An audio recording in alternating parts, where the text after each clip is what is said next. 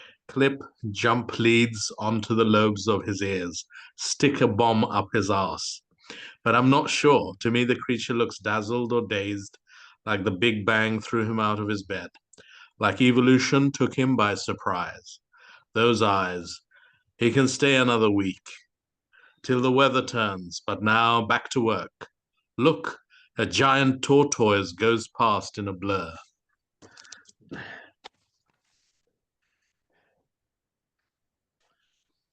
Okay, and the next one is by Clifford Diamond, The Island. Abandoned to the rain and sun, moved by the seasons rise and fall, plants on commons, dishonored gardens, strengthen their stems and generate wild joy in growth and flourish soon. An island off the routes of ships in equal temperate zone is a small territory of calm, is insulate in sea. The soil is rich in colored floral shapes.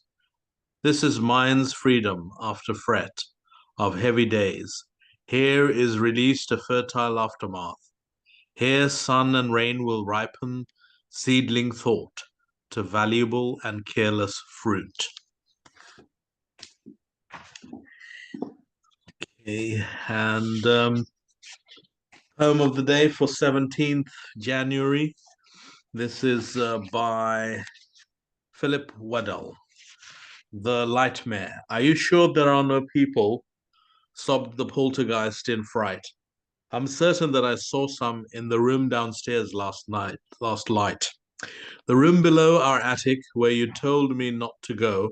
I fear I disobeyed you, Mum, and crept there tippy-toe. I'm afraid I made a racket when I tried to get away and sent the tea set flying and the table with the tray. Then, scared out of my wits, I tripped and bashed the dinner bell. That's when the horrid people began to shriek and yell. To get out of their way, I leaped a mighty leap in fear, and in my blinding panic grabbed the crystal chandelier. I didn't mean to smash it, just to swing and let them pass, but the thing crashed to the ground and showered them in glass. I tell you, Mum, it's horrible. A screaming human face.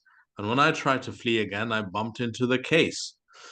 It wobbled first a little, then timbered like a tree, and books flew out and startled birds and hurled themselves through me.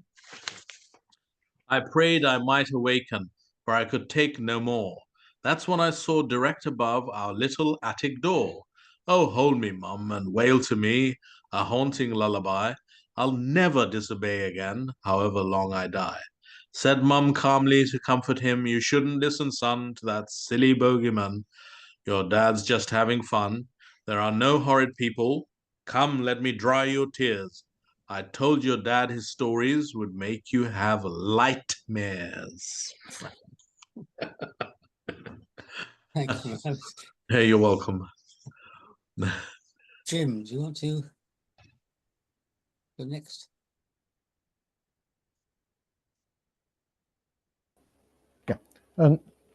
Yeah, I'll read 3 poems. The first one is actually, I wrote it in the 3rd person, but I think probably I'll read it in the 1st person. It's about my parents. Burying the dead. The summer light is on me, and I'm lying on my bed, arms at my sides. I've just been beaten with a stick. I'm trying to tell myself that it has not really happened, that it will not happen again. Enter then my mother, on a mission to redeem. I watch her kneel at the bed's feet as if to pray. Your father, she says, is a good man. I stare open-mouthed. You'll miss him when he's gone. I am disbelieving, but silently so. He's a good man, she murmurs, and slips out of the room like a wandering ghost.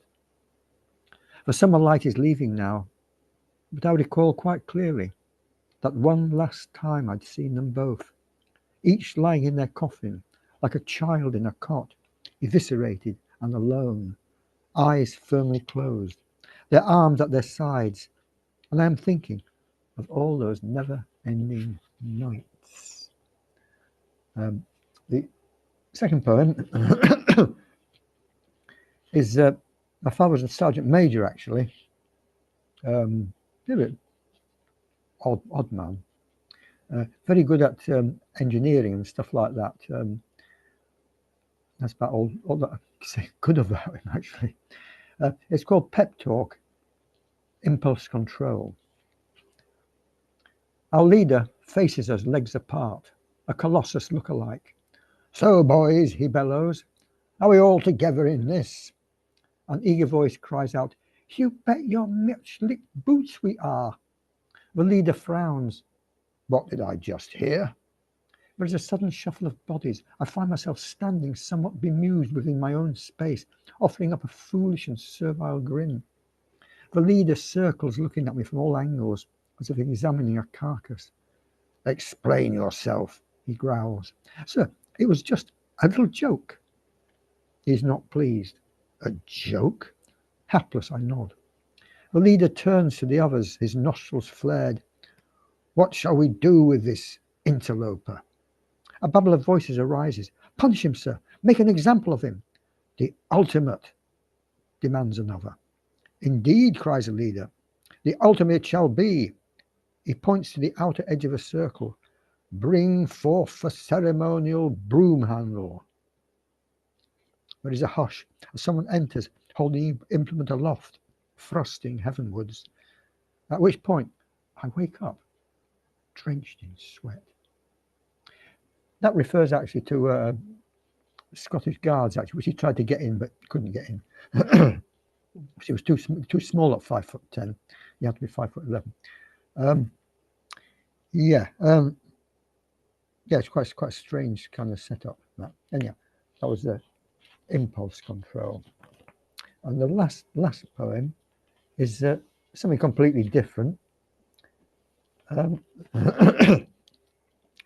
It's based after a song. I wrote this song some time ago.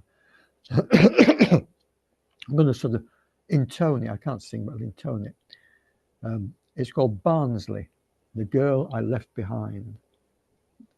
Oh, Barnsley, be my sepulchre. My flesh will soon run dry.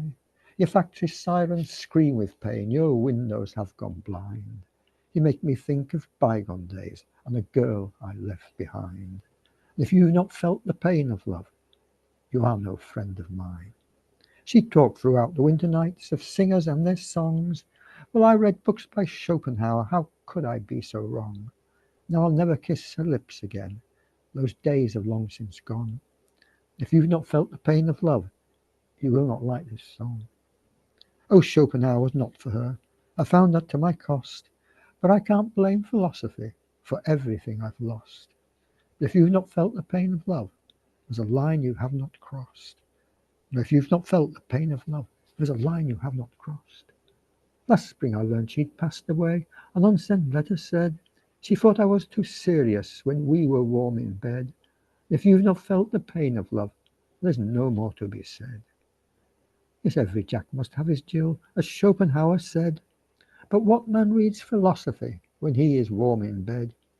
For once you've felt the pain of love, there's no more to be said. So Barnsley be my sepulchre, until the day I die. You make me think of bygone days and the girl I left behind. For once you've felt the pain of love, you'll feel it till you die. So take heed, you smiling gentlemen, when girls begin to sigh. Take heed, you smiling gentlemen, the well will soon run dry. That's it. Thank you. Thank you very much, Tim. Nick. It's another poem that I wrote with George. We did alternate lines. It's called Lemmy. I throw a stick, you catch it, as if I threw an insult, and yet you never give it back, chewed up in canine teeth and left 100 yards away, shredded into soggy splinters. Do you expect me to retrieve it?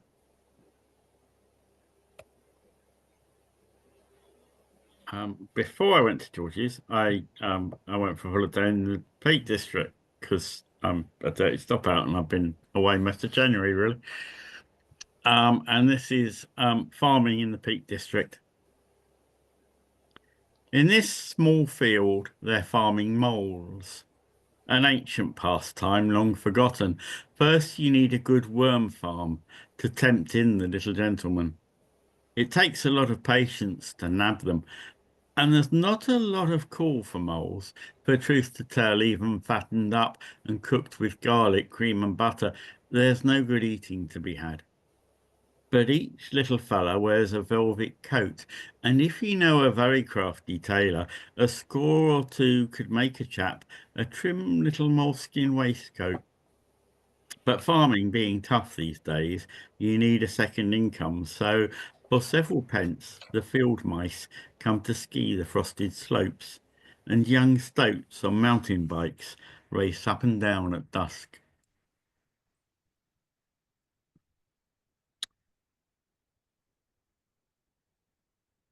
And while we were there, we visited Lud's Church, which was the inspiration, well, possibly the inspiration for the Chapel of the Green Knight in Gawain and the Green Knight.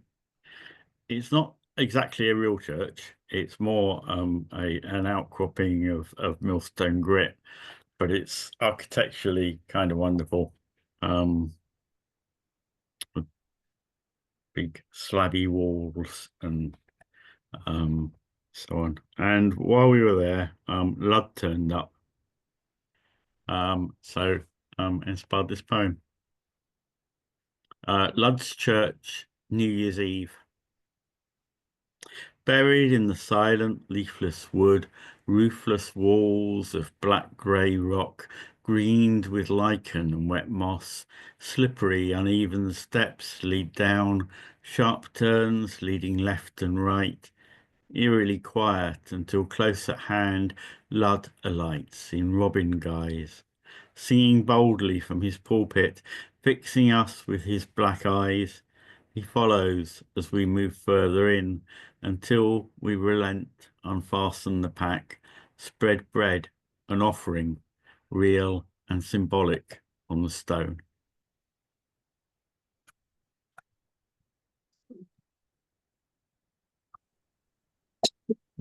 Good. Got another one, Stu? Another one. You do make me work hard, Peter. Well, yes, that's what you're here for. Is it? Okay. I'll tell you what. I'll read the one I wrote this morning then. Show off. Well, I've got a gig coming up with the Finnish ambassador. So I thought I'd better write another Finnish song, poem. The gig's at Shepherd Market, and I'm only going to do a couple of poems because it's mostly Tomo's gig, not mine. But I will do one with his guitar playing accompanying me, and this one because the subject of the event is immigration and sort of home, and this is called New Lands. When Wainamoinen first set foot upon the land, it did not know him, had never met a man before. Wild, untamed, Kaleva stretched beyond the sand, deep forest home to bears and wolves, heathland moor, wind-swept heathers, tangled thickets, but no fields, no farms or villages to shelter from the cold and rain. Old Wainamoinen, undaunted, takes the axe he wields, builds a home, clears the ground, sows his grain. The Finnish people come to listen to his songs. They build community, raise their children. The land itself adapts, and they belong in fertile valleys where the waters run. Strengthened and emboldened, some depart for new lands, new challenges, new work, carrying the tales and lessons in their hearts on distant shores. They in turn will make their mark. Thank you very much. Anne, you want to finish this round off? for sale. Don't bother with confused.com. Try this. Vintage 1938. Not in original box now. Only seen in photographs. Not in mint condition. Still in running order, though several signs remain of restoration and repair. Built to last a lifetime, if not pushed too hard. No modern gadgets here, more tortoise than hare, but reliable, good as a runabout, economical to run, cleans up a treat still. One old crock, lovingly looked after, one careful lady owner.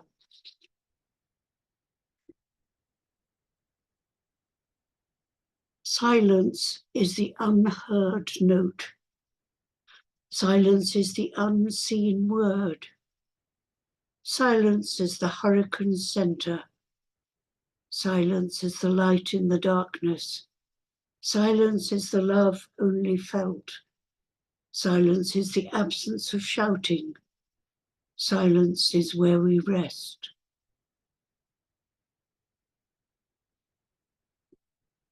When I am dead, I shall be a whisper in your dreaming, a twinkle at the back of your eye, a tiny voice in your conscience, a breeze stirring your curtain, the last ripple in the water. I shall not be forgotten. I shall never leave you.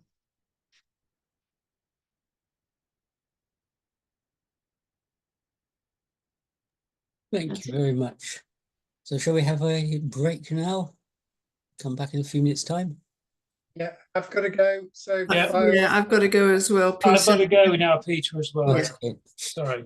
Right. Yeah. Okay, it was nice to see everybody. Take Yeah. care.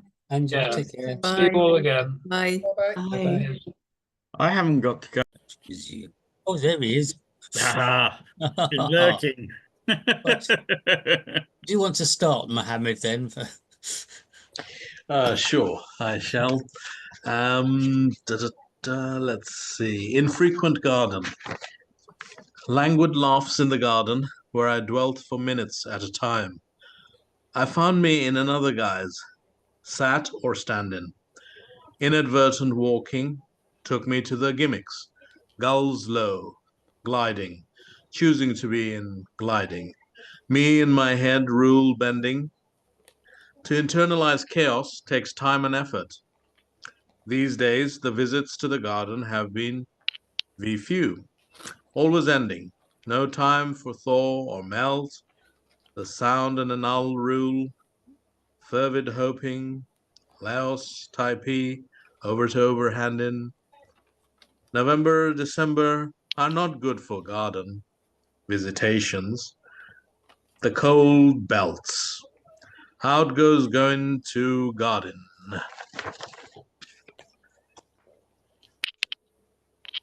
And this one I wrote when I went to the poetry library. That was on Saturday. I usually go once in a while, renew my books, and sit around writing. So this is Glass Pirate. I got a mindset to be bad and wreck the ships for loot, the ones that avoid stones set by the invisible hands. There is a diamond mine to mine from my window view. I have a plan to see it with a drinker's assured sureness. The dreams I have put me on the rocks I had to steer clear of. Now the January breeze and river tide give my mind a jog. Treasures should come to me, my hands on every indicating map. My methods reek of crimes. My mind wanders in winter swirls, putting up pictures to take down. Okay. And can'ts, cannots. Can'ts is the word. Sometimes I just go to sleep. Midnight is when all nights nearly. I must understand myself, my shallow end or deep, my big bends and dark and pearly. cannot live with my inanities, bored enough to dump them on many others with splendid low IQ. I do my high Q with old brothers. They limp with lamps and sting like bees. I can't stand myself with my sick. Myself, my bookshelves, down goes meanwhile my wicked wick.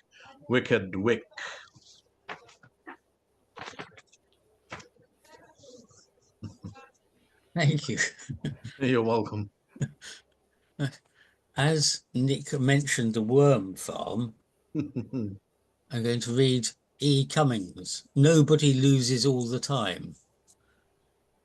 I had an uncle named Sol who was a born failure, and nearly everybody said he should have gone into vaudeville, perhaps because my Uncle Sol could sing McCann he was a driver on Xmas Eve like hell itself, which may or may not account for the fact that my Uncle Sol indulged in that possible, most inexcusable of all, to use a highfalutin phrase, luxuries, that is, or to wit, farming, and be it needlessly added, my Uncle Sol's farm failed because the chickens ate the vegetables.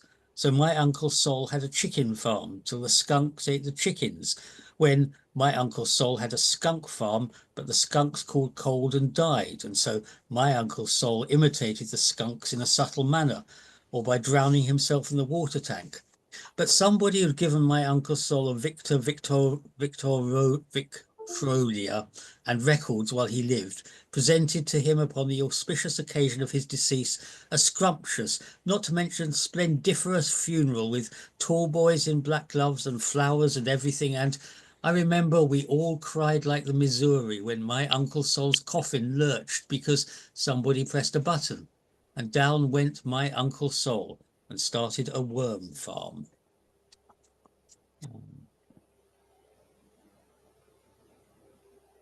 And one more.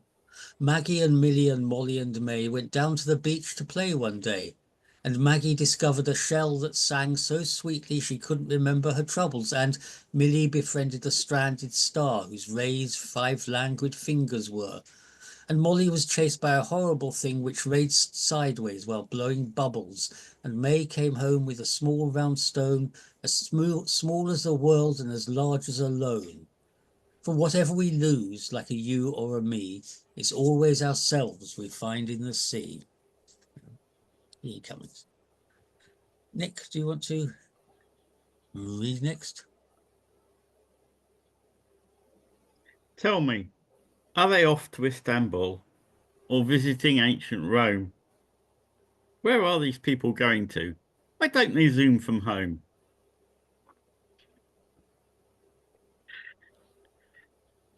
That's what I wrote. That's what I wrote in the break. I don't know why they have to leave at half time. I kind of understood it at Ruskin House when they were trying to get home, but it does seem a bit strange on Zoom. But there we go. I'm sure there's reasons. They've got a life or something. Oh, there's a song here. On the 7th day of Christmas, my true love sent to me 7 hours dreaming, 6 cups of tea, 5 golden memories, 4 calling friends, 3 happy thoughts, 2 of my family, and a book of quintessential poetry.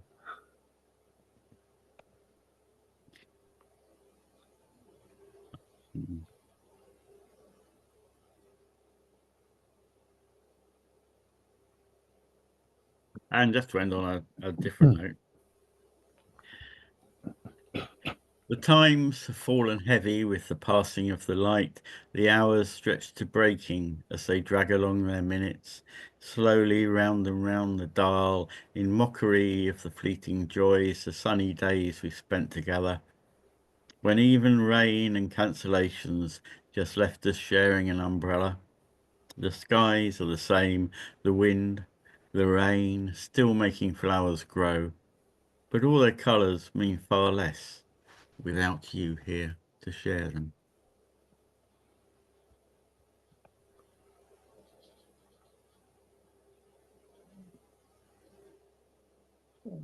Thank you, Nick. That's 3. I've done my quota. Oh, we can do another one. Go on. I thought it was just pause. I don't know. You always want to make me do more. I always fall for it. Go on then.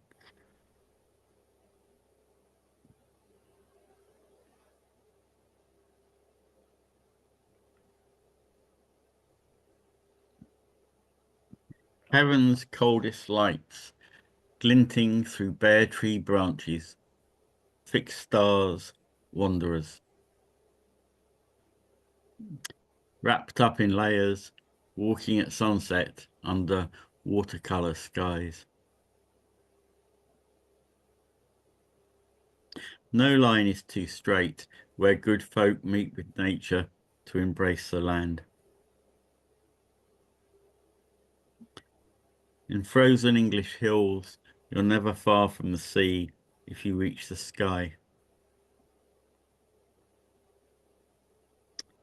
And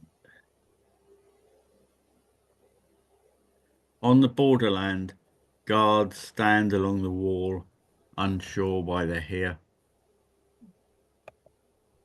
Which should be accompanied with a picture of the sheep all along the ridge. Work better with the photo. He's kind of don't get that otherwise. I mean, Yeah.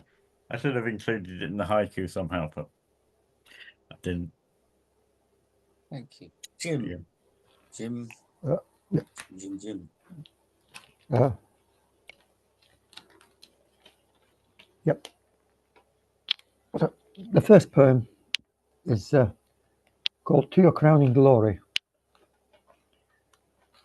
I'd like to be a head louse who crawls amidst your hair, feels the rhythm of your blood as you sit down on a chair. When you stare into the mirror, I'd frolic in your scalp, 2 tiny particles of skin as you dust yourself with talc.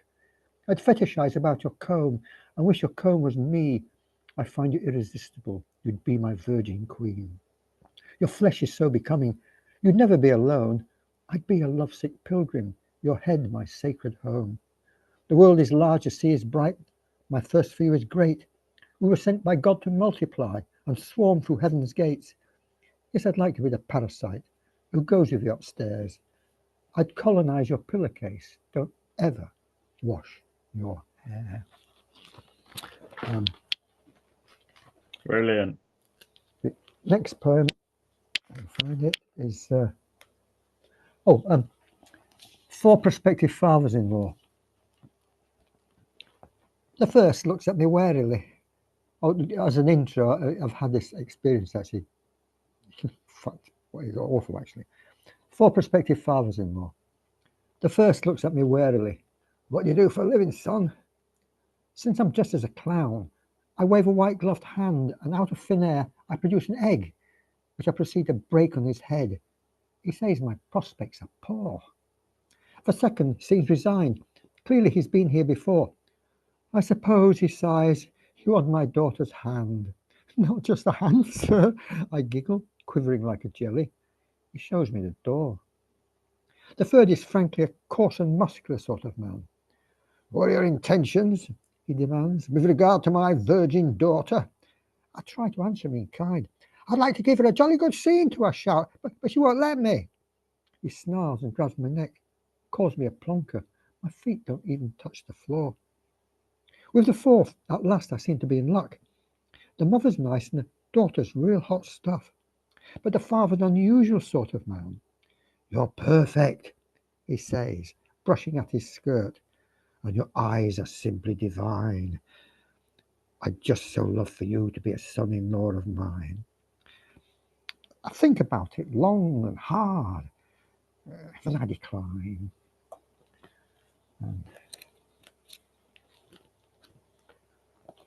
The last one is Actor on the Couch. Prefaced by something in italics. Sometimes a cigar is just a cigar, Sigmund Freud. As a forlorn Hamlet, I shake so much to see my father's ghost. I forget my lines, take out a hanky and blow my nose, and the audience murmur, ah, erotic symbolism, I suppose. As an Irish tramp, I call out, God, oh, so there you are. What's kept you? Why didn't you come sooner? When I leave the stage, do not return. And the audience cry out, actually, this is a huge improvement. As a tormented Oedipus, I say, I know exactly who you are, Dad, and soon you'll be dead. But first, tell me this, is Mother any good in bed? The audience whisper, this chap's not quite right in the head. Finally, as a back end of a pantomime horse, I declaim, I'm all alone in the dark and lost in these foul clouds of remorse, but surely there's more to my life than this. And the audience start to yell, oh no, there isn't. Oh yes, there is. That's, that's yeah. I mean, if you're going around a second time, I'll possibly have other. Oh yeah, I can do another one if you want. Go on, do another one, Jim. Yeah, do another one. And shall we end there with Jim's next one? Okay. He was a jangler and a goliardis. Chaucer's A General Prologue. The recruitment office, A Soldier's Tale. It's actually based on kind of, there's a mention to it, something called beasting. My father actually wanted to join the Royal Scots, whatever, and they had this kind of tradition that every so often to show that you're a real man, they take a broom handle and stick it up your backside, and that was a way of initiating you into the into the culture of, you know, whatever. It's been made illegal now, by the way, but it was still, until fairly recently, about 20 years ago, it was actually still in acting. The recruitment office, A Soldier's Tale. A coarse-looking man with broad shoulders and shiny buttons is talking to me. It's late in the day and he's been drinking. Know what I learned in the army, son? Courage, loyalty, and discipline, sir?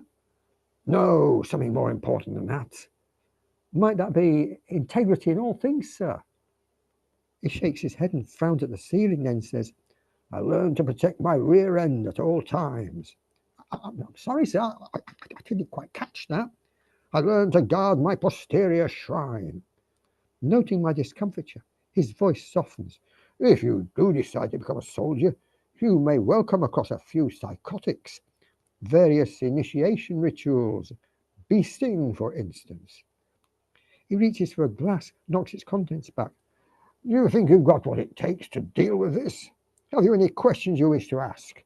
You may talk to me as one chap to another. I blink, thinking, what on earth is going on? Is this some kind of manliness test? He hiccups and glances at his watch. I try not to let him see that I'm nervous. I'm a bit worried about my tonsure, sir. What if it's not up to standard when I meet the woman of my dreams? Would there be any special training to help me with this? He gets to his feet and looks me in the eye. This is the army, son. It's not for pimps, time wasters, or jokers. If you want that, I suggest you join the civil service instead. Then he gives a belch, collapses in a stupor. The smell of drink rises to my nostrils. Sir, I whisper, is this interview over? Yeah. Right, thanks a lot. No, thank you very much. As a former civil servant, I'm